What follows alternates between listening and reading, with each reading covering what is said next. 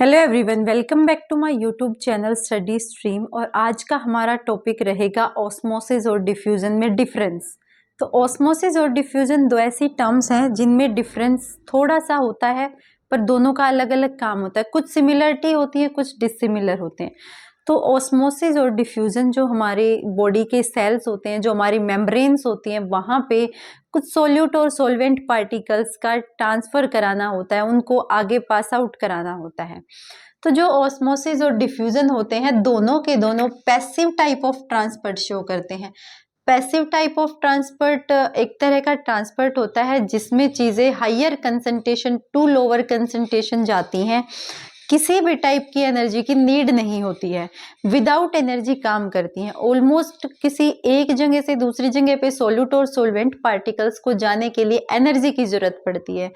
पर जब बात आ जाती है higher concentration to lower concentration, जहां पे अमाउंट ज्यादा है और जहां पे अमाउंट कम है, ज्यादा से कम की तरफ जाती है तो चीजों में एनर्जी की जरूरत नहीं लगती, वो काम विदाउट एनर्जी होता है। तब हम बोलते हैं कि वहां पे पैसिव टाइप का ट्रांसपोर्ट है, एनर्जी की नीड नहीं है। तो डिफ्यूजन क्या होता है, देखिए, movement of molecules, ions, particles. Molecules का मूवमेंट, आयंस का, और जो पार्टिकल्स होते हैं उनका मूवमेंट। कहाँ से? From higher concentration to lower concentration without need energy. किसी एनर्जी की जरूरत नहीं है, पैसिव टाइप ऑफ ट्रांसपोर्ट है। Higher concentration to lower concentration हो रहा है। Movement of particles, movement of ions, movement of molecules. Example के लिए हम लेते हैं इंक। एक बीकर लिया, हमने उसमें इंक डाली, वाटर डाल के हमने उसमें इंक डाली। पहले हम इंक डालते हैं, वो वहीं पे फैलती जाती है, स्प्रेड होती जाती है। थोड़े टाइम बाद हम देखेंगे कि पूरा जो कलर है वो सेम आ चुका है। ब्लू कलर की इंक थी, हमने वाटर में डाली, पूरा पानी कैसा हो चुका है? वाटर हो चुका है। इट मीन्स क्या हुआ है? वहां पे हायर डिफ्यूजन हुआ है, higher concentration to lower concentration. ज्यादा से कम की तरफ डिफ्यूजन होने से पूरी इंक है वो वाटर में फैल चुकी है। नेक्स्ट एग्जाम्पल है परफ्यूम। किसी एक रूम के कॉर्नर में परफ्यूम लगाया जाता है, परफ्यूम को स्प्रे किया जाता है। धीरे धीरे वो परफ्यूम की जो स्मेल होती है पूरे रूम में फैल जाती है। क्या रीजन होता है? यही रीजन होता है कि जो पार्टिकल्स थे, परफ्यूम के जो पार्टिकल्स थे, मॉलिक्यूल्स थे, उन्होंने हाइयर कंसंट्रेशन टू लोअर, जिस कॉर्नर में परफ्यूम डाला है वहां पे कंसंट्रेशन थी ज्यादा, बाकी जो रूम था उसमें कंसंट्रेशन थी कम। तो उस कॉर्नर से और पूरे रूम में स्प्रेड होना, higher concentration to lower concentration जाना ही डिफ्यूजन की प्रोसेस होती है। एग्जाम्पल के लिए इंक और परफ्यूम हो सकते हैं। सेकंड है ओस्मोसिस। अब जो ओस्मोसिस है वो थोड़ी सी डिफरेंट होती है डिफ्यूजन से। डिफ्यूजन में क्या होता है कि सोलवेंट भी सोल्यूट भी कोई भी हो सकता है, दोनों मूव कर सकते हैं। पर ओस्मोसिस में ऐसा नहीं होता। ओस्मोसिस में सिर्फ सोलवेंट पार्टिकल्स यानी कि वाटर, जहां भी सोलवेंट होता है जिसकी अमाउंट ज्यादा होती है, सोल्यूट होता है जिसकी अमाउंट कम होती है। Movement of solvent particles across semi permeable membrane. एक सेमी परमिएबल मेम्ब्रेन है, डिफ्यूजन में कोई मेम्ब्रेन नहीं थी। ओस्मोसिस के अंदर अब एक मेम्ब्रेन आ जाती है, उस मेम्ब्रेन से चीजें पास आउट होती हैं। From A dilute solution into A concentrated medium. अब ये डाइल्यूट सॉल्यूशन क्या है?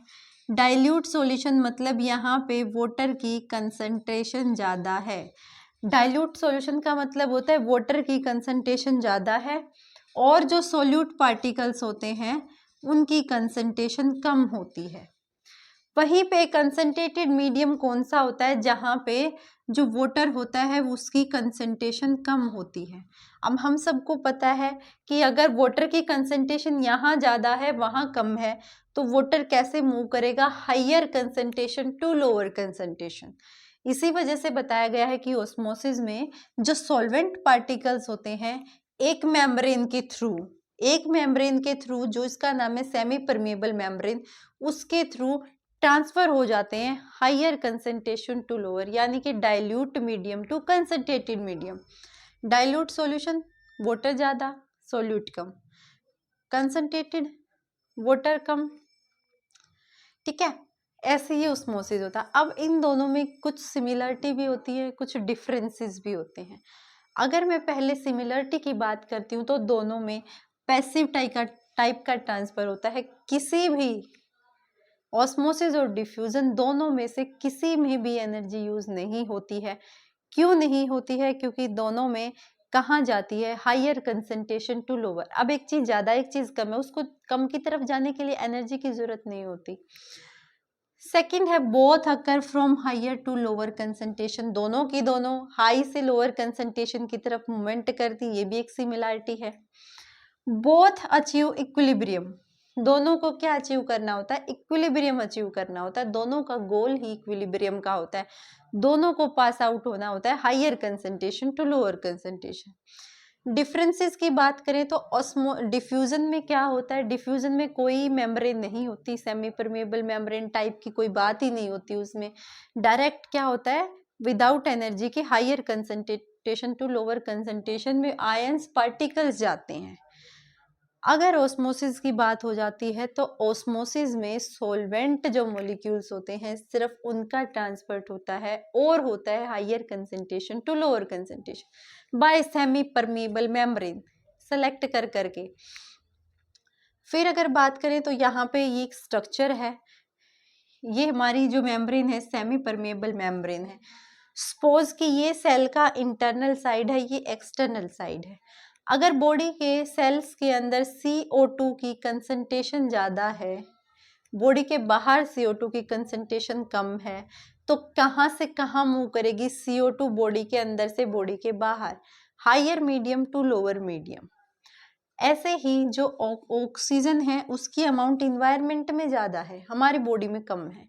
ग्लूकोज की भी सेम, बाहर ज़्यादा है बॉडी में कम है। कैसे मूव करेगा? Higher to lower concentration.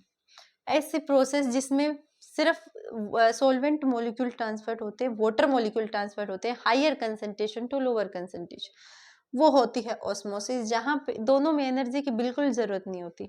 तो फ्रेंड्स ये था एक छोटा सा टॉपिक डिफरेंस पर, बहुत ही ज़्यादा इंपॉर्टेंट